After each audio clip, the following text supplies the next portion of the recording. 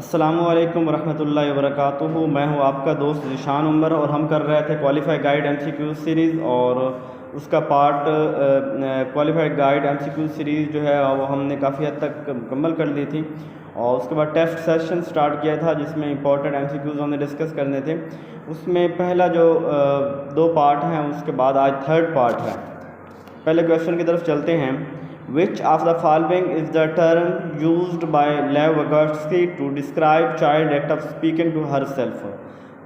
लेव wygotsky ने एक बात की थी कि जो बच्चा है वो ख़ुद से बातें करता है और अपने जो एक्शन है उनको वो ख़ुद मोल्ड करता है बाय टॉकिंग हिमसेल्फ हरसेल्फ। तो कह रहा है कि उस जो टॉकिंग है ख़ुद से बात करने को उसको उसने किस से ज़ाहिर किया, कौन सा वर्ड यूज़ किया। तो उसके लिए उसने यूज़ किया था प्राइवेट स्पीच। याद रख लें कि लेव wygotsky ने प्राइवेट स्पीच का कंसेप्ट दिया था जिसमें उसने कहा था कि जो बच्चा है वो अपने से बातें करता है ख़ुद के साथ और अपने एक्शन को जो है वो जज करता है या अपने आप को डायरेक्शन देता है। सेकंड टॉक अलाउड ये नहीं कहा। स्कफ फोल्डिंग ये भी उसी का एक बात है, लेकिन ये स्कफ फोल्डिंग तो ये होती है कि जब बंदे को एक टेम्परेरी जो है वो उसे हेल्प देना ताकि वो एक जो है ना वो किसी मकाम पे पहुंच सके। और ईगोसेंट्रिसिज्म इसी का प्राइवेट स्पीच के उलट बात जो की थी, ईगोसेंट्रिसिज्म ये जीन पियाजे ने की थी। चलते हैं अपने दूसरे क्वेश्चन की तरफ। First step of micro teaching cycle is. Micro teaching हमें पता है कि ये जो है ना डॉट एलन ने जो ये दिया था 1960 में और स्टैनफोर्ड यूनिवर्सिटी में। और इसमें ये क्या था, ये टीचिंग के लिए होता है, इसमें स्किल सीखी जाती है। जो टीचर्स होते हैं वो स्किल सीखती हैं और उस स्किल सीखने के अमल में जो सबसे पहली चीज़ होती है, जो सबसे पहले तो होती है प्लानिंग होती है। यानी सबसे पहले प्लानिंग होती है और फिर उसके बाद हमारे जो टीचिंग और फीडबैक और फिर री प्लानिंग, री टीचिंग, री फीडबैक, ये बाकी चीज़ें जो है ना वो बाद में होती हैं। तो पहला काम जो होता है वो प्लानिंग होती है। सेकंड क्वेश्चन है, according to Woodworth it is not a dimension of memory. जो वुडवर्थ है उसने जो मेमोरी है ना उसको 3 हिस्सों में तकसीम किया है।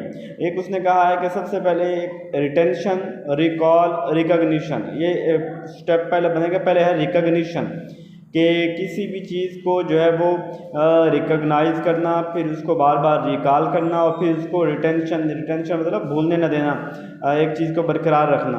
तो 3 स्टेप वुडवर्थ ने दिए थे। और ये जो फोर्थ है रीजनिंग, ये वाला उसका नहीं है। यानी हमने बताना था कि कौन सा उसका मेमोरी का नहीं है, तो रीजनिंग उसका नहीं है। और रिकॉलिंग, रिटेंशन और रिकॉग्निशन ये उसके मेमोरी के 3 पार्ट्स, 3 डायमेंशन बताई थी वुडवर्थ ने। फोर्थ क्वेश्चन हमारे पास, who is associated with gestalt theory of learning. Gestalt ने जो थ्योरी दी थी और थ्योरी ऑफ लर्निंग उसमें उसने कौन कौन थे उसके जो है प्रोपोनेंट कौन कौन थे। एक था कोलर, कोफका, वर्दमीर और कोटलीवन। ये सारे ही जो हैं वो उसके गेस्टाल्ट थ्योरी के ऑफ लर्निंग इन सब ने दी थी। तो ये सभी शामिल हैं, नाम याद रखने, कोलर, कोफका, वर्दमीर और कोटलीवन। फिफ्थ क्वेश्चन है, इन द थ्योरी ऑफ लेव wygotsky प्राइवेट स्पीच, जो हमने पहले बात की कि प्राइवेट स्पीच में क्या करता है। आप भी सोचिए, help the child to regulate her thinking, के ये बच्चे को मदद करती है कि उसको अपने जो है वो जो सोच है उसको रेगुलेट करने के लिए। या if the hindrance of the child thinking, ये चाइल्ड की थिंकिंग की हिंड्रेंस है। ये शो इकोसेंट्रिसिज्म है। ये decrease as the child is presented with more challenging task. तो ये वाला पहले वाला help the child to regulate her thinking, ये वाला ऑप्शन होगा। सिक्स्थ क्वेश्चन है हमारे पास, which of the following, fifth के बाद डायरेक्ट 7 क्वेश्चन आ गया है।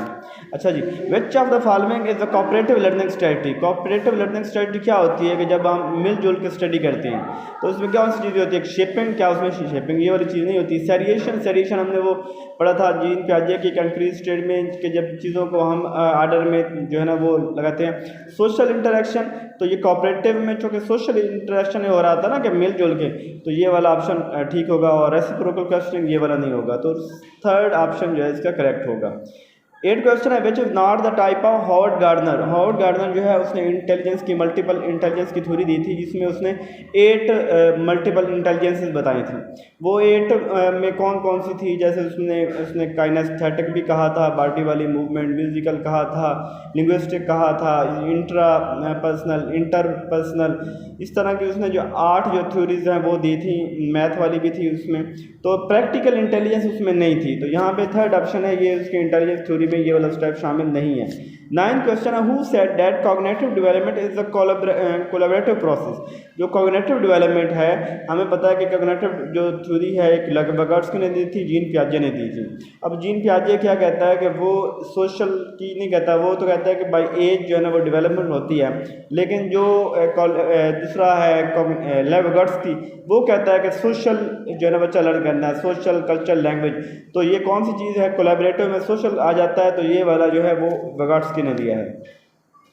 10th क्वेश्चन है 9 हो गया, जो एक मिसिंग था वो आ गया। Who is the first teacher, कौन पहला टीचर है बच्चे का, क्या फैमिली है, नेबर है, कुरान है, या कारी है मस्जिद का। तो पहला टीचर जो होता है वो बच्चे की फैमिली होती है, फैमिली उसका घर है, बच्चा घर से सीखता है।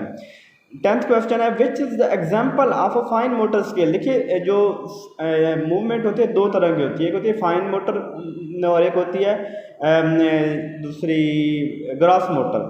फाइन मोटर वो होती है कि जब हम मतलब कि अपने जस्ट बॉडी के समझे कि जैसे हम मूवमेंट कर रहे होते हैं, इजीली मूवमेंट होती है, जिसमें हमारी पूरी बॉडी की मूवमेंट नहीं होती, बॉडी के किसी पार्ट की मूवमेंट हो रही होती है, तो वो फाइन मोटर। और जब जो हमारी ग्रास मोटर होते हैं जिसमें हमारे बॉडी के मसल यूज़ हो रहे होते हैं, यानी हार्ड वर्किंग वाला काम, तो यहाँ पे जंपिंग ये ग्रॉस मोटर है, वॉकिंग ये चलना भी, रनिंग ये भी, और इस स्क्रीपिंग यानी ये बच्चे जो है ना वो इधर उधर यानी लाइन लगाना जो होता है, तो ये क्या है हमारे पास, ये फाइन मोटर स्किल है। 4th ऑप्शन करेक्ट होगा।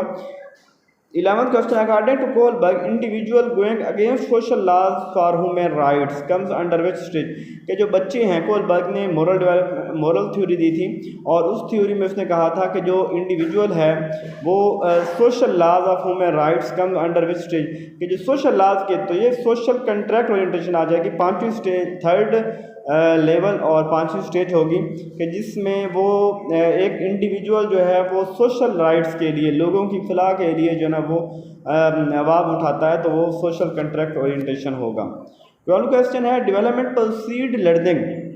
जो डेवलपमेंट है ये इससे लर्निंग होती है, किसने कहा था, तो ये वाला जीन पियाजे ने कहा था। देखिए एक मैंने आपको बात बताया कि वो जो है ना उसमें ये कहता है कि डेवलपमेंट जैसे जैसे होती है तो बच्चा उस तरह जो है ना वो सीखता है, ये हमारे कौन कहता है, ये पियाजे कहता है। तो और जो वेगोट्स्की है वो कहता है कि सोशल बच्चा जो इसका डेवलपमेंट का लर्निंग के साथ ताल्लुक़ नहीं है, बच्चा किसी वक्त भी सीख सकता है और वो सोशल से सीखता है।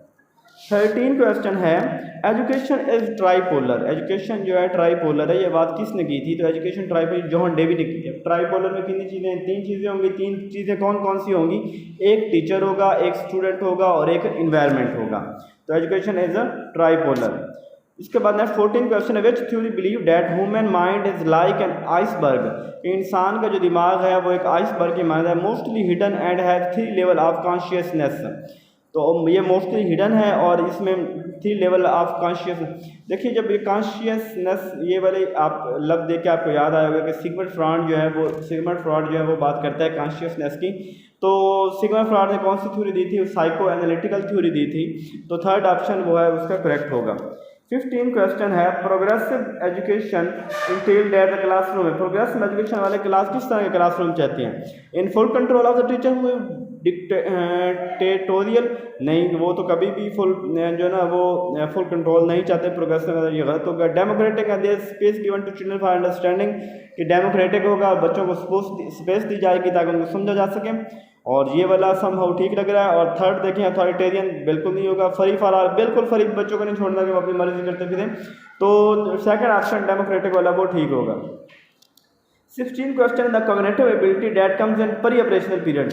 परी ऑपरेशनल पीरियड में जो कॉग्निटिव कौन सी पहली है, हाइपोथेटिक डिडक्टिव थी, तो हाइपोथेटिक डिडक्टिव थिंकिंग परी ऑपरेशनल में नहीं आती, तो डिडक्टिव, हाइपोथेटिकल, एब्स्ट्रैक्ट ये वाली टर्मिनोलॉजी यूज होती है जब हम फार्मल स्टेज 4th की बात कर रहे होते हैं। तो हमारे पास यहाँ पे कौन सी आ रही है, ability to goal directed behaviour. Third option जो है पर ठीक है, बच्चा एक टारगेट सेट करता है कि मैंने वहाँ खिलौने तक पहुँचना है, तो वो वहाँ तक जाने की कोशिश करता है, मुझे दूर तक पहुँचना है, मुझे मम्मा तक पहुँचना है, तो वहाँ तक जाने की कोशिश करता है, तो थर्ड ऑप्शन करेक्ट होगा।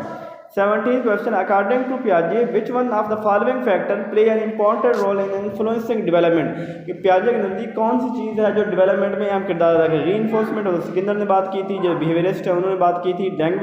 लैंग्वेज की बात करता है, ये वो करते हैं। दूसरा वर्ड्स की बात करता है। Experience with the physical word, कि फिजिकल वर्ड के साथ एक्सपीरियंस के साथ बच्चा जो लर्न कर रहा होता है, तो ये वाली बात की थी जीन पियाजे ने, तो ये वाला थर्ड ऑप्शन ठीक होगा। इमिटेशन कॉपी करना, ये वाला तो मेरे ख्याल में मॉडलिंग थ्योरी जो बंडोरा की थ्योरी है उसमें ये बात होती है। 18 क्वेश्चन है, proximal development principle of motor development mean. एक होते हैं सेफेलोकॉर्डल, एक होते हैं प्रॉक्सिमोडिस्टल डेवलपमेंट। अब प्रॉक्सिमोडिस्टल डेवलपमेंट में क्या होता है कि उसमें जो होती है मूवमेंट, जो डेवलपमेंट होती है वो सेंटर टू आउटवर्ड होती है, यानी बॉडी के हमारे सीने से लेके पावर जो है पूरे जिस्म में ट्रांसफ़र होती है, तो वो प्रॉक्सिमोडिस्टल होती है। और जो स्फेलोकॉर्डल होती है वो होती है हेड टू टो होती है। तो यहाँ पे ये हमारे पास ये ऑप्शन आ जाएगा from the centre, third option आ जाएगा, development proceed from the centre of the organism to its periphery. अच्छा, 19 क्वेश्चन, कंसेप्ट ऑफ कलेक्टिव अनकॉन्शियसनेस। अब ये बात को याद रख लें कि जब कलेक्टिव अनकॉन्शियसनेस की बात आएगी तो ये जंग ने बात की थी। कॉन्शियसनेस की बात तो वो करता है, फ्राडे करता है, लेकिन कलेक्टिव अनकॉन्शियस की जब बात आएगी तो तब आपने याद रखना कि ये जंग ने बात की थी। उसके बाद हमारा 20 question, which of the following which should not be kept in mind while selecting a teaching method. कौन सी चीज़ टीचिंग मेथड को सिलेक्ट करते हुए हमें जो है ना वो मद्देनज़र जो है ना वो नहीं रखनी चाहिए। इंडिविजुअल डिस्टिंक्शन, ये तो बात मद्देनज़र रखनी चाहिए। पेरेंटल बैकग्राउंड, ये बात नहीं मद्देनज़र रखनी चाहिए कि बच्चे का बैकग्राउंड कैसा है उसके बुनियाद पे हम टीचिंग मेथड यूज़ करें, ये वाली चीज़ का नहीं होनी चाहिए। मेंटल लेवल ऑफ स्टूडेंट बिल्कुल होना चाहिए। स्पेसिफिक नेचर ऑफ सब्जेक्ट, ये भी होनी चाहिए। होप सो आपको इनकी समझ आ गई होगी। कोई भी मसला हो तो आप जो है वो कमेंट बॉक्स में पूछ सकते हैं। इसी तरह इंशाल्लाह इंपॉर्टेंट जो है MCQs की हम सीरीज़ चलाते रहेंगे। और हौसला अफजाई के लिए चैनल को सब्सक्राइब करें, वीडियो को लाइक करें और अपना ख्याल रखिएगा। नेक्स्ट वीडियो तक जज़ाकल्लाह खैर।